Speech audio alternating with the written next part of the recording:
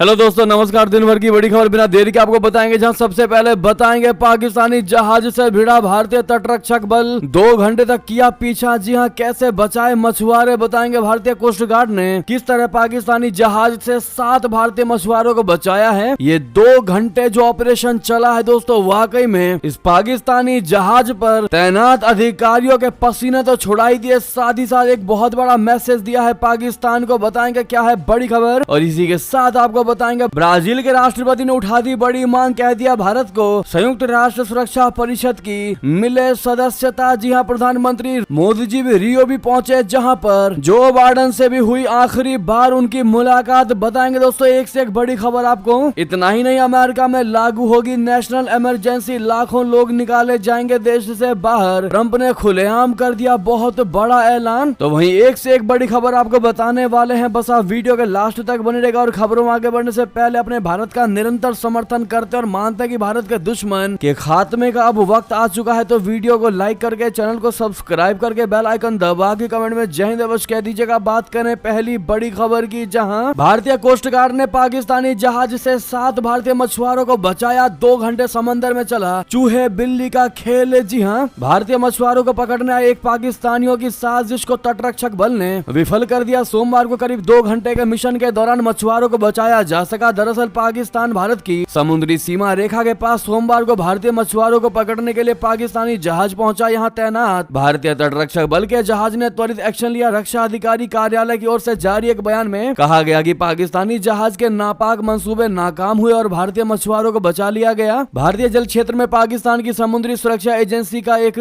जहाज PMS नुसरत देखा गया, जो मछली पकड़ने वाली नाव काल भैरव से मछुआरों को ले जाने आया था। यह घटना रविवार यानी 17 नवंबर की है, जब भारतीय तटरक्षक बल की तत्परता के चलते त्वरित कार्रवाई की गई। एक बयान में रक्षा अधिकारियों ने कहा कि पाकिस्तान की समुद्री सुरक्षा एजेंसी का जहाज PMS नुसरत भारतीय जल क्षेत्र में मछली पकड़ने वाली नाव काल भैरव से मछुआरों को ले जाने आया था। ऐसे में दोस्तों अपना भारत इस ऑपरेशन को सफलतापूर्वक पूर्ण करने में कामयाब रहा, लेकिन सब में बड़ी बात पाकिस्तानियों ने भारत के इस त्वरित एक्शन को देख करके अचंभित रह गए कि इतने तेज और इतने फास्ट तरीके से कैसे भारत का सिस्टम वर्क कर सकता है। वाकई में दोस्तों पाकिस्तानियों को भी हैरत में डाल दिया भारतीय नौसेना ने, और अपने इन 7 भारतीय मछुआरों को बचाया है पाकिस्तान के चंगुल से। जी हां, ऐसे में अपने भारतीय नौसेनाओं को लेकर आपकी क्या राय होने वाली है दोस्तों, कमेंट में जरूर बताइएगा। नेक्स्ट खबर बता दें, भारत को मिले संयुक्त राष्ट्र सुरक्षा परिषद की सदस्यता। जी हां, ब्राजील के राष्ट्रपति ने ऐसा कहते हुए उठा दी है बहुत बड़ी मांग। दोस्तों G20 शिखर सम्मेलन की अध्यक्षता कर रहे ब्राजील के राष्ट्रपति लूला डा सिल्वा ने भारत के पक्ष में एक बहुत बड़ा बयान दिया है। G20 सोशल के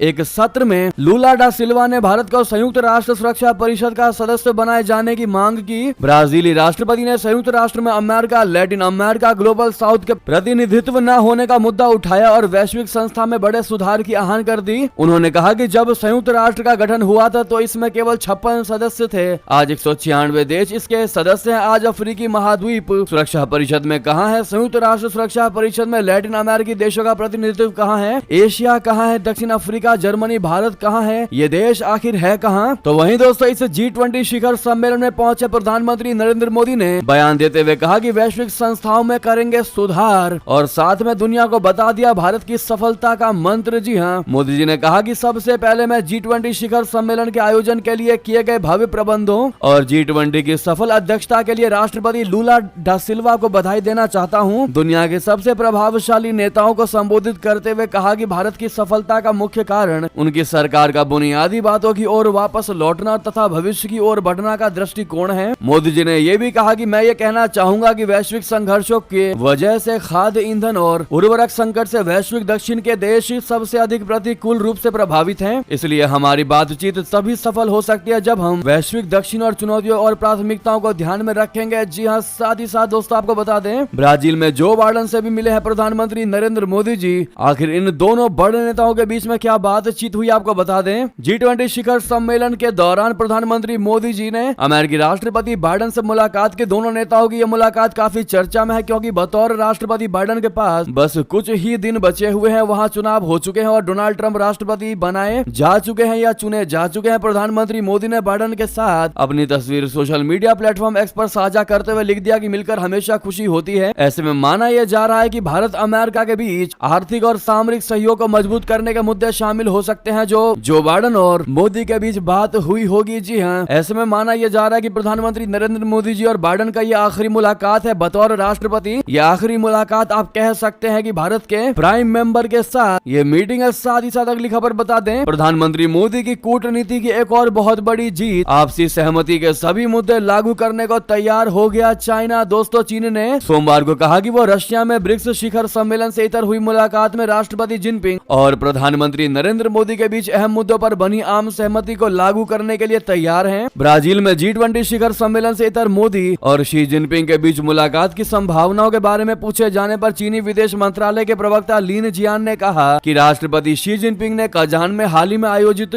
ब्रिक्स शिखर सम्मेलन से इतर प्रधानमंत्री नरेंद्र मोदी से मुलाकात की थी। वहीं उन्होंने कहा कि चीन दोनों देशों के नेताओं के बीच अहम मुद्दों पर बनी आम सहमति को लागू करने, संवाद एवं सहयोग बढ़ाने और रणनीतिक आपसी विश्वास को बढ़ावा देने के लिए भारत के साथ मिलकर काम करने को तैयार है। साथ ही साथ आपको बता दें, अमेरिका में लागू होगी नेशनल इमरजेंसी, लाखों लोग निकाले जाएंगे देश से बाहर। जी हां, ट्रंप ने कर दिया खुलेआम ये ऐलान। दरअसल बता दें, अमेरिका के नवनिर्वाचित राष्ट्रपति डोनाल्ड ट्रंप ने सोमवार को कह दिया कि उनका प्रशासन राष्ट्रीय आपातकाल घोषित करेगा और देश में अवैध रूप से रह रहे प्रवासियों के खिलाफ सैन्य बलों का इस्तेमाल करके उन्हें निर्वासित करेगा। दरअसल डोनाल्ड ट्रंप ने एक्स पर एक शख्स की पोस्ट पर प्रतिक्रिया देते हुए इसकी पुष्टि की है। एक्स पर एक शख्स ने पोस्ट करते हुए लिखा था कि खबरें हैं कि डोनाल्ड ट्रंप प्रशासन अमेरिका में नेशनल इमरजेंसी लागू करके सेना के जरिए घुसपैठियों को बड़ी संख्या में निकालने की तैयारी कर रहा है। इस घोषणा के बाद ट्रंप के सीमा सुरक्षा प्रमुख टॉम होमन ने चेतावनी दी कि जिन डेमोक्रेटिक शासित राज्यों ने इस निर्वासन मुहिम में सहयोग करने से इनकार किया है, उन्हें हमारी राह से हट जाना चाहिए। टॉम होमन ने कहा कि उनका प्रशासन पहले उन 4,25,000 अवैध प्रवासियों को निर्वासित करेगा और ये वो आंकड़े हैं जिनके खिलाफ आपराधिक रिकॉर्ड है। उन्होंने ये भी कहा कि लाखों योग्य शरणार्थी और आप्रवासी हैं जिन्हें अवैध प्रवासियों के आने से पीछे धकेल दिया गया है। इसके अलावा उन्होंने ये साफ कर दिया कि सभी प्रवासियों को कानून में निर्धारित उचित प्रक्रिया का पालन करने का मौका मिलेगा। अगर वे कानूनी लड़ाई हार जाते हैं तो उन्हें अपने देशों में वापस भेज दिया जाएगा। एक अलग इंटरव्यू में होमन ने यह भी कह दिया कि कानूनी प्रवासी पूरी तरह से सुरक्षित हैं। साथ ही साथ आपको बता दें, ईरान को मिली रशिया की मदद करने की सजा, ब्रिटेन ने लगा दिया इन चीजों पर बैन। दोस्तों, ब्रिटेन ने सोमवार 18 नवंबर को ईरान की राष्ट्रीय एयरलाइन और Islamic Republic of Iran shipping lines के खिलाफ प्रतिबंध लगा दिया।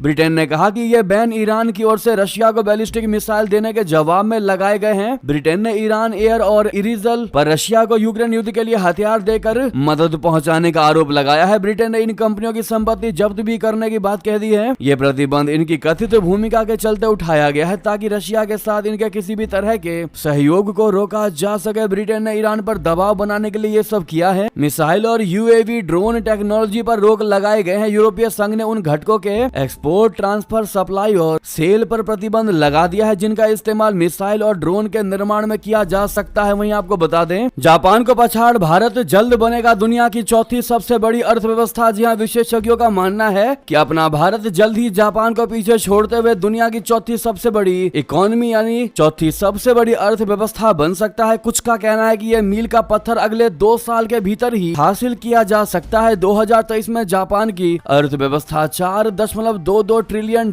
की थी, जबकि भारत की $3.55 ट्रिलियन थी। कैपिटल इकोनॉमिक्स के एशिया प्रशांत प्रमुख मार्सेल थिलियंट के अनुसार हमारे मौजूदा अनुमानों के अनुसार भारत 2026 तक जापान को पीछे छोड़ सकता था, लेकिन अब ये बदलाव जल्द ही होने की संभावना है। साथ ही साथ बता दें, न्यूजीलैंड में रैली निकाल रहे खालिस्तान चरमपंथियों को बहुत बड़ा और कड़ा संदेश, अपने देश से लौट जाओ। जी हां, खालिस्तानी झंडे को भी दुत्कारा। बता दें, न्यूजीलैंड के एक व्यक्ति ने हाल ही में खालिस्तानी समर्थकों को कड़ा संदेश देते हुए कहा कि अपने देश लौट जाओ। ये घटना सोशल मीडिया पर वायरल हो गया और ये संदेश दुनिया भर में बढ़ते हुए अलगाववादी चरमपंथ के विरोध का प्रतीक बन गई है। ऑकलैंड में एक न्यूजीलैंड बास्केटबॉल जर्सी पहने हुए इस व्यक्ति ने खालिस्तानी झंडे को लेकर कड़ी आलोचना की और कह दिया कि न्यूजीलैंड में सिर्फ न्यूजीलैंड का झंडा ही ऊंचा होना चाहिए। उसने ये भी सवाल उठाया कि आपको क्या लगता है कि आप इस देश में आ सकते हैं जब सैनिकों ने इस देश के लिए अपनी जान दी और विदेशी जमीन पर दफन है। ये टिप्पणी उन न्यूजीलैंडर्स के बलिदान को याद दिलाती है जिन्होंने स्वतंत्रता के लिए संघर्ष किया, न कि ऐसे विभाजनकारी विचारधाराओं के लिए जो विदेशों से आई है। ये घटना 17 नवंबर को ऑकलैंड में आयोजित एक खालिस्तान जन्म संग्रह के बाद हुई। इस जन्म संग्रह में खालिस्तानी समर्थक एक अलग राज्य की मांग कर रहे थे। जी हाँ, इस कार्यक्रम में प्रतिभागियों ने तलवारों का भी प्रदर्शन किया जो इस आंदोलन के उग्र रूप को दिखाता चाहता है। तो वहीं आपको बता दें, इतना ही नहीं, खालिस्तानी आंदोलन का सिख समुदाय की इच्छाओं से कोई संबंध नहीं है। जी हाँ, इसका मकसद वैश्विक स्तर पर अस्थिरता फैलाना है। एक रिपोर्ट में बड़ा खुलासा दोस्तों बता दें, खालिस्तान आंदोलन जो एक अलग सिख राज्य की मांग करता है, दशकों से विवादों और हिंसक घटनाओं का केंद्र रहा है। हाल ही में कमेंटेटर रोहन कुमार पल्ल ने एक वीडियो में इस आंदोलन के चरमपंथी पहलुओं पर चर्चा करते हुए इसकी असली मंशा और संचालन पर सवाल उठा दिए। पल्ल ने इस आंदोलन को बदलने और हिंसा से प्रेरित बताते हुए कह दिया कि इसके पीछे के नेता सिख समुदाय की समस्याओं का समाधान करने के बजाय अपने व्यक्तिगत और राजनीतिक हित साधने में लगे हुए हैं। रोहन पल्ल ने अपनी बातों में दो प्रमुख खालिस्तानी नेताओं जगमीत सिंह और गुरपतवंत सिंह पन्नू का नाम लिखा। उन्होंने कहा कि ये नेता सिखों के लिए नहीं बल्कि अपनी राजनीतिक ताकत बढ़ाने और बाहरी स्रोतों से फंडिंग जुटाने में ज्यादा रुचि रखते हैं। जी हाँ, तो वहीं बता दें, ट्रूडो ने भी कबूला सच, कनाडा सरकार ने की कई गलतियां, इमिग्रेशन नीति में बड़े बदलाव की भी बात की। दोस्तों, एक कहावत है हिंदी में, अब पछताए होत का जब चिड़िया चुग गई खेत। ये कहावत दोस्तों ठीक जस्टिन ट्रूडो पर सेट साबित होती नजर आ रही है। कनाडा के प्रधानमंत्री जस्टिन ट्रूडो ने स्वीकार किया है कि उनकी सरकार ने कुछ गलतियां की हैं। ट्रूडो ने यूट्यूब पर एक 6 मिनट से अधिक का वीडियो पोस्ट किया जिसमें उन्होंने कनाडा के इमिग्रेशन नीति में बड़े बदलाव की बात की। बढ़ती जनसंख्या, महंगाई और नौकरियों की कमी के कारण ट्रूडो को आलोचनाओं का सामना करना पड़ा है। पिछले महीने कनाडाई सरकार ने घोषणा की थी कि वो अगले साल पीआर यानी परमानेंट रेजिडेंट यानी अस्थायी निवासी की संख्या में 18% से अधिक की कमी करेगी। 2025 से 2027 इमिग्रेशन योजना के तहत ये फैसला लिया गया था। ट्रूडो ने अपने वीडियो में अस्थायी निवासियों की संख्या में गिरावट और अस्थायी विदेशी कामकाजी कार्यक्रम में बदलाव की जानकारी दी। वहीं बता दें, ट्रंप की जीत पर हिंदू समर्थकों ने मनाया ग्रैंड जश्न, कहा भारत और अमेरिका सबसे अच्छे दोस्त। जी हाँ, अमेरिका में रहने वाले हिंदू समुदाय ने डोनाल्ड ट्रंप की 2024 के राष्ट्रपति चुनाव में जीत का जोरदार जश्न मनाया। भारतीय अमेरिकी उद्योगपति और रिपब्लिकन हिंदू कोएलिशन बोले तो RHC के संस्थापक शलभ कुमार ने सोशल मीडिया पर एक वीडियो शेयर करते हुए बताया कि शिकागो के YMCA में बड़ी संख्या में हिंदू समुदाय के लोग इकट्ठा हुए और YMCA गाने पर नाचते हुए ट्रंप की ऐतिहासिक जीत का जश्न मनाया। शलभ कुमार के अनुसार इस बार 85% से ज्यादा हिंदू अमेरिकी वोटरों ने ट्रंप को वोट दिया। उन्होंने बताया कि लगभग 3 लाख हिंदू वोटर खासतौर पर पेंसिल्वेनिया, मिशिगन और विस्कॉन्सिन जैसे महत्वपूर्ण राज्यों में ट्रंप की जीत में अहम भूमिका निभाई। इन राज्यों में ट्रंप को 2.5 लाख वोटों का मार्जिन मिला। जी हाँ दोस्तों, साथ ही साथ अगली खबर आपको बताते हैं, जहां पर मार्को रूबियो और तुलसी गबार्ड जैसे नेताओं को ट्रंप के कैबिनेट में देखकर घबराया पाकिस्तान, भारत के कट्टर समर्थकों को मिल गई है बड़ी जिम्मेदारी। बता दें, अमेरिका का राष्ट्रपति चुनाव जीतने के बाद डोनाल्ड ट्रंप अब आगामी कार्यकाल के लिए मंत्रिमंडल को अंतिम रूप दे रहे हैं, लेकिन ट्रंप ने अब तक जिन लोगों को भी चुना है उनके नाम देकर पाकिस्तान हिल चुका है। ट्रंप ने अभी से ही ये संकेत दे दिया है कि पाकिस्तान अब अमेरिकी विदेश नीति के लिए प्राथमिकता में नहीं रह गया है। ट्रंप ने अपने विदेश मंत्री, रक्षा मंत्री, राष्ट्रीय सुरक्षा सलाहकार और CIA प्रमुख के नाम का ऐलान कर दिया, जो पाकिस्तान के लिए बुरी खबर की तरह सामने आया है। दोस्तों, इस्लामाबाद सबसे ज्यादा परेशान ट्रंप प्रशासन में शामिल किए गए उन लोगों को लेकर जो पहले पाकिस्तान के खिलाफ और भारत समर्थक बयान देकर सुर्खियां बटोर चुके हैं। विदेश मंत्री के महत्वपूर्ण पद पर डोनाल्ड ट्रंप ने मार्को रूबियो को नामित किया है। इसी साल जुलाई में सीनेटर रूबियो ने सुर्खियां बटोरी जब उन्होंने अमेरिकी सीनेट में एक विधेयक पेश किया जिसमें भारत का समर्थन और पाकिस्तान का विरोध किया गया। वहीं बता दें, 16 दिन पहले आ जाएगा रशिया से सामान शुरू हुआ चेन्नई व्लादिवोस्तोक समुद्री गलियारा। दोस्तों, भारत और रशिया के बीच व्यापार के लिए अहम माना जा रहा चेन्नई व्लादिवोस्तोक समुद्री गलियारा अब चालू हो गया है। केंद्रीय बंदरगाह, पोत परिवहन और जलमार्ग मंत्री सर्बानंद सोनोवाल ने सोमवार को इसकी घोषणा कर दिया। इस नए मार्ग के माध्यम से कच्चे तेल, धातु और कपड़ा जैसे उत्पादों को ले जाने वाले कंटेनर जहाज भारतीय बंदरगाहों पर आने शुरू हो चुके हैं और ये गलियारा भारत और रशिया के बीच समुद्र के जरिए व्यापार को बढ़ावा देने में महत्वपूर्ण भूमिका निभाएगा। चेन्नई व्लादिवोस्तोक समुद्री मार्ग की कुल दूरी लगभग 5600 समुद्री मील है। सोनोवाल ने संवाददाताओं से कह दिया है कि व्लादिवोस्तोक और चेन्नई के बीच पूर्वी समुद्री गलियारा अब चालू है। कच्चे तेल, धातु और कपड़ा ले जाने वाले कंटेनर जहाज भारतीय बंदरगाहों पर आना शुरू हो चुके हैं। इस गलियारे के माध्यम से अनुमान है कि भारत और सुदूर पूर्व रूसी बंदरगाहों के बीच माल परिवहन का समय लगभग 16 दिन तक कम हो जाएगा, जिससे माल की डिलीवरी में तेजी आएगी। वर्तमान में भारत से यूरोप के रास्ते सुदूर पूर्व रशिया तक माल पहुंचाने में 40 से अधिक दिन लगते हैं। दोस्तों, वही बता दें, अमेरिका में उठी पाकिस्तान जेल में बंद इमरान खान को रिहा करने की मांग, 46 अमेरिकी सांसदों ने लिखी चिट्ठी। दोस्तों, जेल में बंद पाकिस्तान के पूर्व प्रधानमंत्री इमरान खान को रिहा कराने की मांग अब अमेरिका में भी उठने लगी है। इमरान खान की रिहाई के लिए अमेरिका के 40 से ज्यादा सांसदों ने चिट्ठी लिखी है। इन इन सांसदों ने इमरान खान के खिलाफ लिए गए एक्शंस की भी निंदा की। अमेरिकी सांसदों ने यह चिट्ठी जो बाइडेन को लिखी। अमेरिकी राष्ट्रपति की कुर्सी पर महज कुछ दिनों के ही मेहमान है। बाइडेन को लिखे पत्र में सांसदों ने लिखा कि कांग्रेस के 46 सदस्यों ने बाइडेन से जेल में बंद इमरान खान की रिहाई के लिए कदम उठाने और कार्रवाई करने की अपील की। इमरान खान की पार्टी पाकिस्तान तहरीक-ए-इंसाफ की अमेरिकी विंग ने सोशल मीडिया प्लेटफॉर्म एक्स पर यह जानकारी साझा की। इसमें खास बात यह है कि बाइडेन को चिट्ठी लिखने वाले सांसदों में डोनाल्ड ट्रंप की पार्टी के सांसद भी शामिल है। हालांकि कुछ सांसद डेमोक्रेट्स के भी हैं। इस मामले में अमेरिका की प्रतिनिधि सभा के 46 सदस्यों का प्रतिनिधित्व सुशान वाइल्ड और जॉन जेम्स कर रहे हैं। साथ ही साथ बता दें, अमेरिका के इस फैसले ने बढ़ा दिया तीसरे विश्व युद्ध का खतरा। बाइडेन के कदम से क्यों दहशत में आ गई दुनिया, क्या है इक्वेशन, बता दें। अमेरिकी राष्ट्रपति बाइडेन के एक फैसले से रशिया भड़क गया है। बाइडेन प्रशासन ने यूक्रेन को रूस के अंदर हमला करने के लिए अमेरिका निर्मित लंबी दूरी की मिसाइल अटैक्स के उपयोग करने की अनुमति दी है। रशिया ने कहा कि अमेरिका का यह कदम तीसरे विश्व युद्ध की वजह बन सकता है, क्योंकि यूक्रेन के राष्ट्रपति व्लादिमीर जेलेंस्की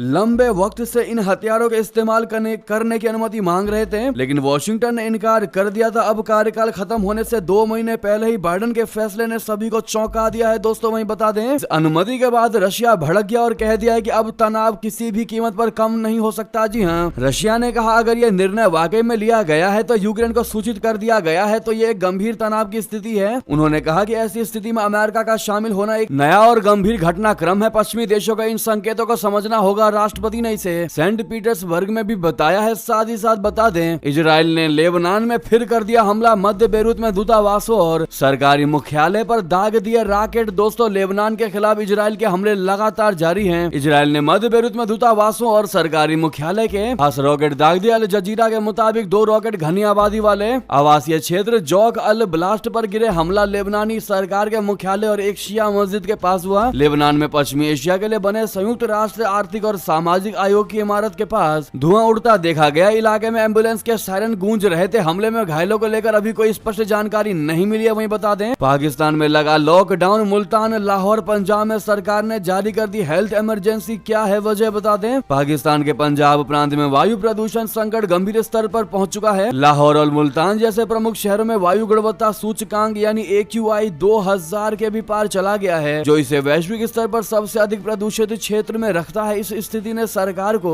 सख्त कदम उठाने पर मजबूर कर दिया है, जिसमें लॉकडाउन और अन्य कई कड़े प्रतिबंध शामिल हैं। पाकिस्तान में वायु प्रदूषण 2000 AQI के खतरनाक स्तर पर पहुंच गया है। ये आंकड़ा बेहद खतरनाक श्रेणी में आता है और इंसानों और जानवरों के लिए गंभीर स्वास्थ्य खतरे उत्पन्न करता है। जी हाँ, इसका अंदाजा आप इसी बात से लगा सकते हैं कि पाकिस्तान में पिछले सप्ताह में 6 लाख से भी अधिक लोग सांस संबंधित बीमारियों से प्रभावित हुए हैं और 65,000 से अधिक लोगों को अस्पताल में भर्ती कराना पड़ा है। इस दौरान अस्पतालों में सूखी खांसी, निमोनिया, छाती में संक्रमण और सांस लेने की तकलीफ के मामले बढ़ रहे हैं। दोस्तों वहीं बता दें, महाराष्ट्र की 288 विधानसभा सीटों के लिए प्रचार गया थम। सत्तारूढ़ महायुति गठबंधन ने जहां सत्ता बनाए रखने का दावा किया तो वहीं महाविकास अघाड़ी गठबंधन ने मजबूती से वापसी की उम्मीद जताई है। वोटिंग 20 नवंबर को होनी है, यानी कल होनी है और नतीजे 23 नवंबर को आएंगे। चुनावी प्रचार के दौरान प्रधानमंत्री नरेंद्र मोदी, गृह मंत्री अमित शाह जी, राहुल गांधी, प्रियंका गांधी और कई केंद्रीय मंत्रियों ने राज्य भर में अपने उम्मीदवारों के लिए वोट जुटाने के लिए दौरा किया है। महायुति गठबंधन में भाजपा मुख्यमंत्री एकनाथ शिंदे के नेतृत्व वाली शिवसेना और उप मुख्यमंत्री अजित पवार के नेतृत्व वाली राष्ट्रीय कांग्रेस पार्टी NCP शामिल है। जी हाँ, साथ ही साथ बता दें, छोटा पोपट कांग्रेस को कर देगा चौपट। जी हाँ, राहुल गांधी के आरोपों पर बीजेपी का पलटवार। दरअसल प्रधानमंत्री नरेंद्र मोदी के दिए हुए मंत्र एक है तो सेफ है के नारे पर कांग्रेस के वरिष्ठ नेता राहुल गांधी द्वारा कटाक्ष किए जाने के बाद भारतीय जनता पार्टी ने सोमवार को पलटवार करते हुए उन्हें लोकसभा में नेता प्रतिपक्ष को छोटा पोपट करार दिया। भाजपा ने दावा किया है कि शिवसेना के संस्थापक बाल ठाकरे ने राहुल गांधी की खिल्ली उड़ाने के लिए उन्हें छोटा पोपट नाम से पुकारा था। भाजपा ने कांग्रेसी अध्यक्ष मल्लिकार्जुन खड़गे के इस बयान के लिए उन्हें भी आड़े हाथों लिया है कि जहरीले सांपों को मार दिया जाना चाहिए। भाजपा ने कहा, यह कांग्रेस की आपातकाल की सोच को दर्शाता है, जो विरोधियों की तुलना सांप से करती है और उनके खिलाफ संख्या में हिंसा को भड़काती है। साथ ही साथ आपको बता दें, कंगना रनौत को थप्पड़ मारने वाली CISF कर्मी के भाई का बड़ा बयान। कहा, ये मत भूलना कि हम भूल गए हैं। भाजपा सांसद और बॉलीवुड एक्ट्रेस कंगना रनौत को चंडीगढ़ एयरपोर्ट पर थप्पड़ मारने वाली CISF जवान के भाई ने बड़ा बयान दिया। कुलविंदर कौर के भाई शेर सिंह महिवाल ने कहा कि इस मामले को लेकर जांच पूरी हो चुकी है, अब फैसले का इंतजार है, लेकिन फैसले में पक्षपात नहीं होना चाहिए, दोनों पक्षों को सजा दी जानी चाहिए। उन्होंने कहा, ये मत भूलना कि परिवार सब भूल गया है। वहीं बता दें, पंजाब अब हरियाणा के किसान दे रहे नासा को चकमा, पराली जलाने पर कोरियाई सैटेलाइट ने दिखाई इनकी हकीकत। जी हाँ, वायु प्रदूषण का आलम यह है कि दिल्ली एनसीआर पर गैस चैम्बर बन जाने का खतरा मंडरा रहा है। हालत बिगड़ते देख सुप्रीम कोर्ट ने स्कूलों को बंद करने का आदेश दिया। कक्षाएं ऑनलाइन मोड में चलाई जाएंगी। इस बीच पंजाब और हरियाणा से चौंकाने वाली रिपोर्ट सामने आई है। आंकड़ों में इस साल पराली जलाने की संख्या में कमी आई है, लेकिन विशेषज्ञों का एक वर्ग चिंतित है कि उत्तर पश्चिम भारत के ये किसान पराली जलाने के लिए नासा की सैटेलाइट से कैसे निकल रहे हैं। उनका मानना है कि किसानों ने नासा को चकमा देने का तरीका ढूंढ लिया है। कोरियाई सैटेलाइट ने इसका सबूत भी पेश किया है। इस बीच सोमवार को अकेले पंजाब में 1251 पराली जलाने की घटनाएं सामने दर्ज की गई। मुक्तसर जिला पराली जलाने की 247 घटनाओं के साथ राज्य में शीर्ष पर रहा। तो वहीं बढ़ते इस प्रदूषण के चलते दिल्ली गुरुग्राम के बाद अब नोएडा में भी स्कूलों को बंद कर दिया गया है। ऑनलाइन मोड में चलाई जाएंगी ये सभी क्लासेस। जी हाँ, दरअसल सुप्रीम कोर्ट ने सभी राज्यों को 12वीं कक्षा तक के छात्रों के लिए सभी फिजिकल क्लासेस बंद करने के लिए तत्काल निर्णय लेने का निर्देश दिया था। दिल्ली यूनिवर्सिटी में भी इस शनिवार तक सभी कक्षाएं ऑनलाइन मोड में चलेंगी। सोमवार से नियमित कक्षाएं फिर से शुरू हो जाएंगी। केंद्रीय प्रदूषण नियंत्रण बोर्ड के मुताबिक सोमवार शाम को दिल्ली का 24 घंटे का AQI 493 दर्ज किया गया, जो इस सीजन का अब तक का सबसे खराब स्तर है। दिल्ली की मुख्यमंत्री आतिशी ने एक्स पर पोस्ट करते हुए लिखा कि कल से यानी आज से कक्षा 10 से और 12 के लिए भी फिजिकल क्लासेस सस्पेंड कर दी गई है और सभी पढ़ाई ऑनलाइन शिफ्ट कर दी गई है। तो वहीं आपको बता दें अंतिम खबर, जहां पर सोने चांदी के रेट में बड़ी छलांग। MCX पर सोना हुआ महंगा, चांदी 1457 उछली। जी हाँ, सोने और चांदी की कीमतों में 18 नवंबर को मल्टी कमोडिटी एक्सचेंज यानी MCX पर जोरदार तेजी दर्ज की गई। पिछले सप्ताह की लगातार गिरावट के बाद इस सप्ताह की शुरुआत मजबूत रही। MCX पर सोना करीब 1100 रुपए बढ़कर 75,040 रुपए प्रति 10 ग्राम पर पहुंच गया, जो पिछले कारोबारी सत्र में 73,420 रुपए पर बंद हुआ था। इसी तरह चांदी 1457 रुपए बढ़कर 89,878 रुपए प्रति किलोग्राम हो चुका है, जिसमें 1.07 की बढ़त दर्ज की गई। पिछले सत्र में चांदी 88,421 रुपए पर बंद हुई थी। इसी बीच ये थी अभी की सारी बड़ी खबरें। आपको खबर कैसी लगी कमेंट में बताना बिल्कुल मत भूलिएगा, और इस वीडियो को लाइक करके चैनल को सब्सक्राइब करके बेल आइकन दबा के कमेंट में जय हिंद अवश्य कह दीजिएगा। मिलता अगली खबर में। वीडियो को शेयर करना मत भूलिएगा व्हाट्सएप, फेसबुक, एक्स के माध्यम से। बहुत बहुत धन्यवाद यहाँ तक बने रहने के लिए। जय हिंद, जय भारत।